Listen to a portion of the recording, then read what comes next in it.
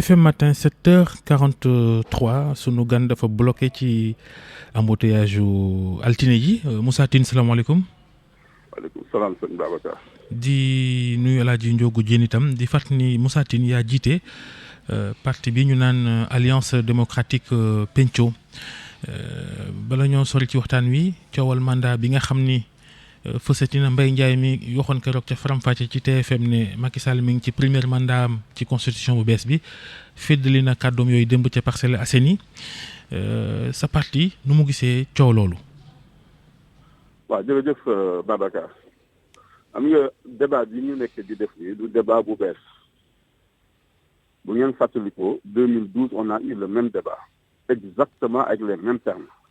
président de la République bu waxoon ne mandat mi jeex na dellu si waat na dafay présenté wu waat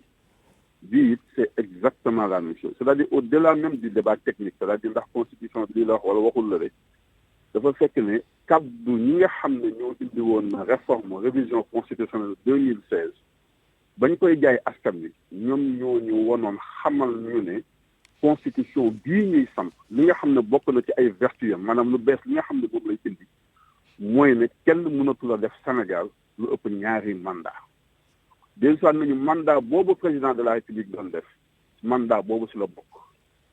wax ñu ko waxati waat ñu ko donc askan ñi jógoon voté ji 2016 nangu constitution bu bees ba ñu gën indi te ñu ne woon dañoo gagné avec une large majorité ba ñuy jóg leen di wote lool di ñi nga xam ne ñoo bindoon constitution bi dañ leen waxoon ne leen constitution bi loolu lay tekki donc tey dellu si waat di waxaat loolu daf ñuy poser problème nañu fàttaliku ne 2012 débat bu mel ni indil na Sénégal lu tolloog fukki nit ñi ñàkk seen bakkan donc responsabilité président de la République la mu natt kàddoom ci lu mel noonu natt tamit conséquences yi nga xam ne moom la mën a indi ci biir réew bi dëggeen waxoon na fi amoon na fi te gisoon nañu la mu ñuy indi lool ñun Sénégal duñu ay nitu bind ay nitu kàddu lañu ay nitu jom lañu ay nitu ngor lañu ay nitu joxe sa kàddu sàmm ko la mënuñu nekk ci espace politique bi mel ni dañuy naxante mel ni waxu politicien wala waxu kuy def politique wala waxu kuy def campagne amul njëriñ wala jarul dara donc lu mel noonu il faut ñu bàyyi ko xel et il faut pas que le président de la République se présente comme un homme de reniement moo ñu njëkkoon wax nañu mandat bi nga xam ne moom la doon def da koy wàññi jële ko juróom-ñaari at indi ko juróomi at bii tamit bu mu ñu wax nañu ñëw jaay askan wi yëpp def campagne moom ci boppam wii wala non xamal ñu ne moom moo bind constitution bi def ci ne mandat léegi Sénégal kenn mënatul def lu ëpp ñaari mandat bañ ko laajee Ismaïla Madior Fall sax daf ñu ne yéen Sénégalais yi je me rends compte que vous ne lisez pas les textes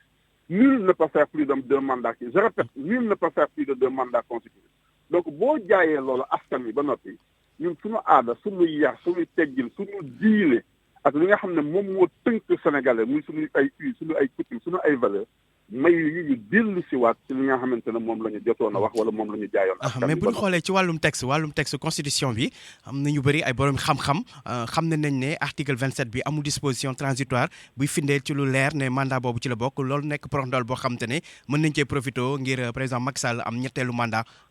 sukkandiku ci ñàkk disposition transitoire boobu. oui jërëjëf Diop dégg naa tam débat boobu xam nga débat boobu ñi ko doon wax. dañoo gisoon la xewoon 2012 ñu ñuy wax nañu jóg leen ñu fexe ba la xewoon 2012 moo fi ba nga xam xew Sénégal léegi lu koy indi li ngay gën a yombal mooy nañu bind ci disposition transitoire yi mais mandat bi su la bokk nañ ko bind clairement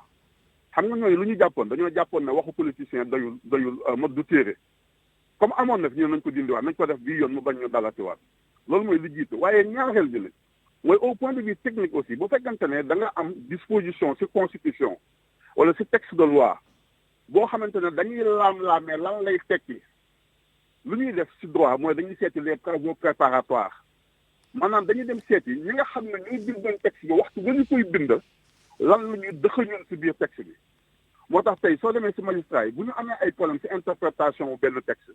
dañuy dellu assemblée nationale dem seeti travaux préparatoires yi xool la ñu waxante woon ci commission bi xool ñu bindoon texte lan lañ ci bëggoon a bind bii it nag bu fekkante ne da ngaa jóg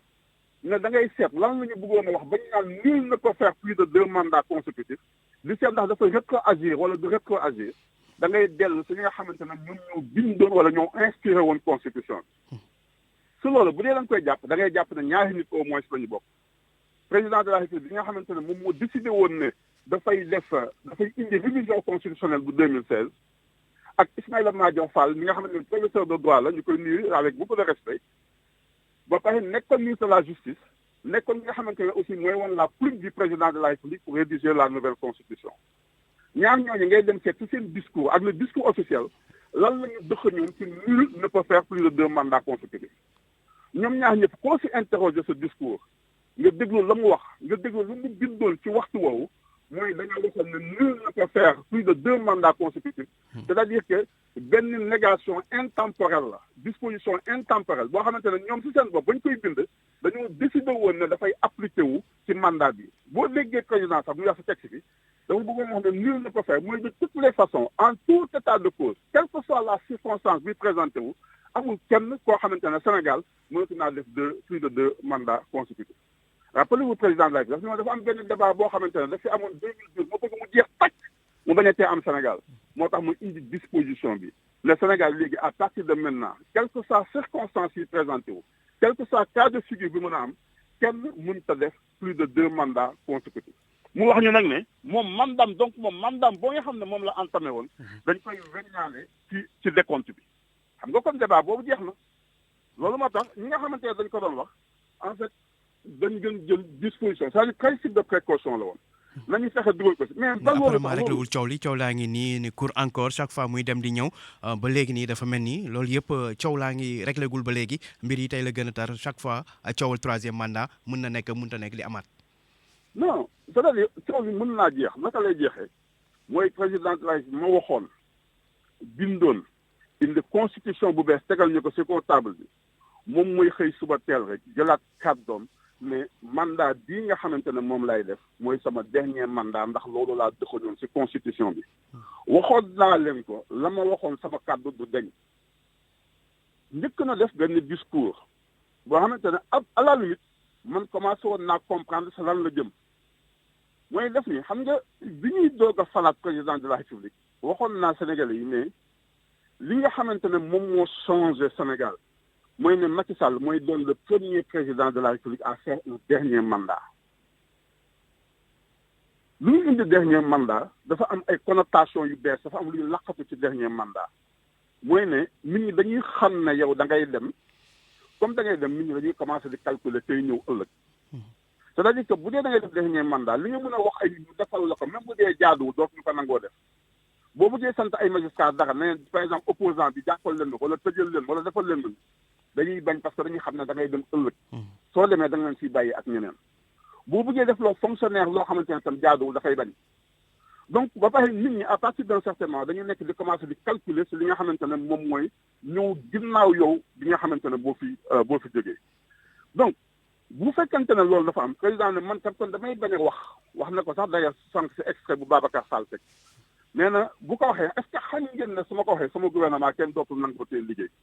donc dafa mel ni lu mel noonu la doon daw te sax du débat bu bees du débat bu bees du Sénégal mais analyse boobu ce n'est pas forcément une analyse exacte pourquoi parce que bu nit ñi xamee tamit ne yow de toutes les façons wutatuloo mandat liggéey moo la fi téye bàyyi sa tur bàyyi woy ci biir réew bi moo la fi téye nekkatoo di caaxaan nekkatoo si ay calcul politicien de toutes les façons tu es à ton dernier mandat donc plus personne ne peut exercer de pression sur toi yow sa bopp tegatoo sa bopp benn forme de pression en quoi que ce soit bu boobaa yow aussi tu as les mains plus libres pour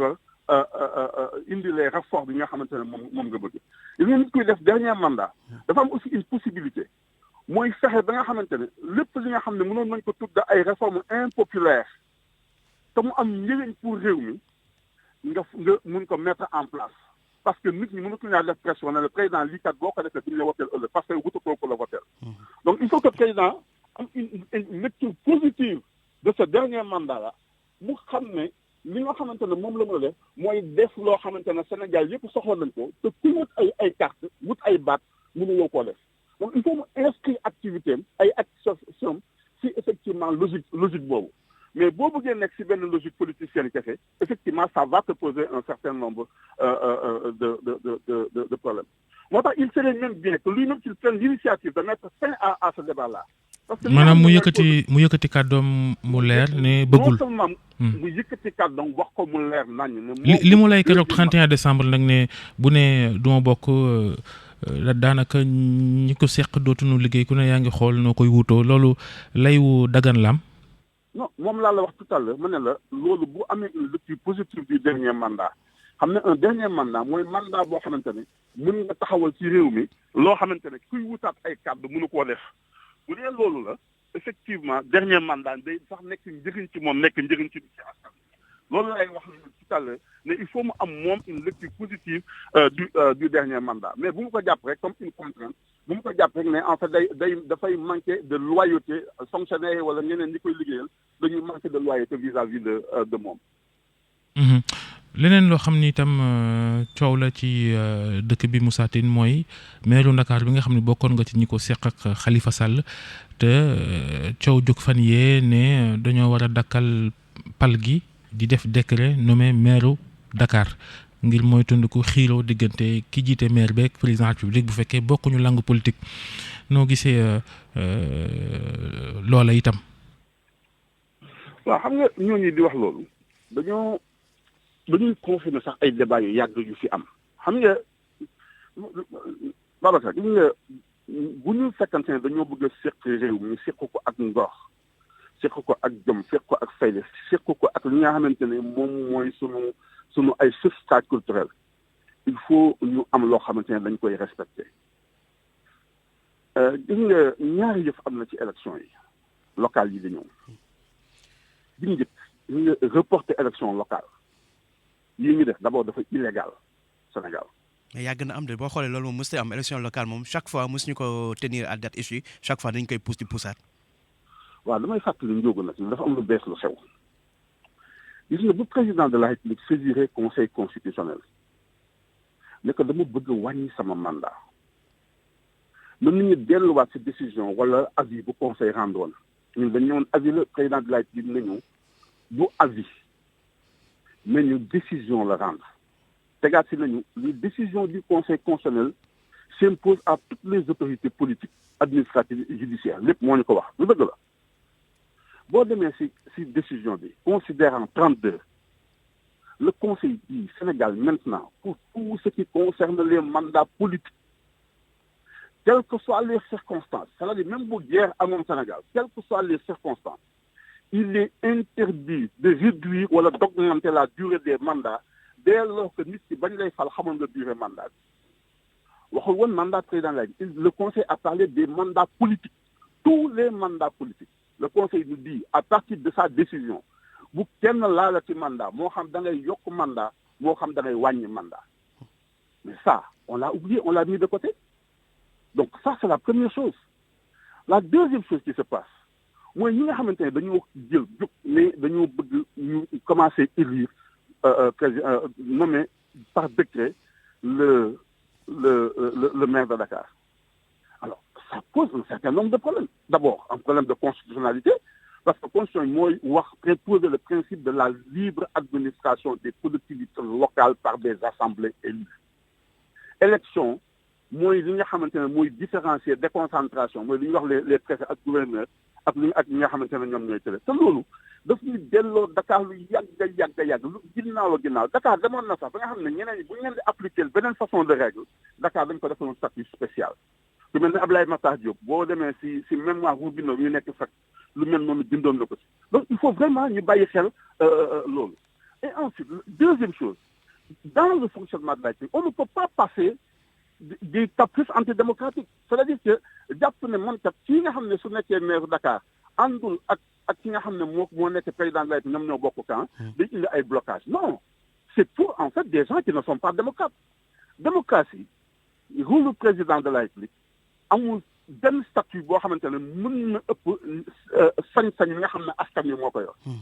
askan wi ñoom ñooy seet waxtu wu nekk ku leen doy ci benn dëkk ñu dénk ko reenu dëkk bi comme ñu dénk président de la République réew mi président de la République bu mat sax président de la République du bàyyi xel ay maire man du ma dem ba ñu fal na président de la République may gëstu ab simple maire Ndakaaru mais gars yi ñoo xam day calcul politique aussi da ci am ndax capital aussi xam nga c'est symbolique bu ko parti au pouvoir yorul day nekk loo xamante ne day ñaaw ci ñoom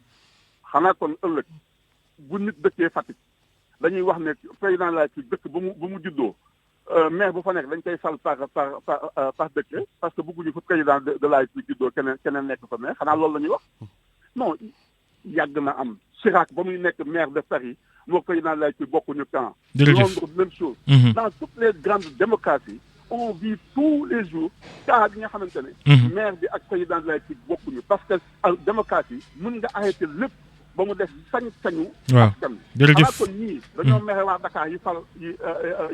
faloon Khalifa Sall wala ñu fal keneen. mi ngi noonu Moussa Tine waxtaan wi buñ sañoon yeggali ko waaye waxtu weenu xoj Alaaji Assane Gueye ngi nii di nu këmëx jërëjëf Moussa Tine njiital parti bi di Alliance démocratique Penco jaa ngeen jëf mbokk yi yendoog jàmm ba ëllëg incha allah.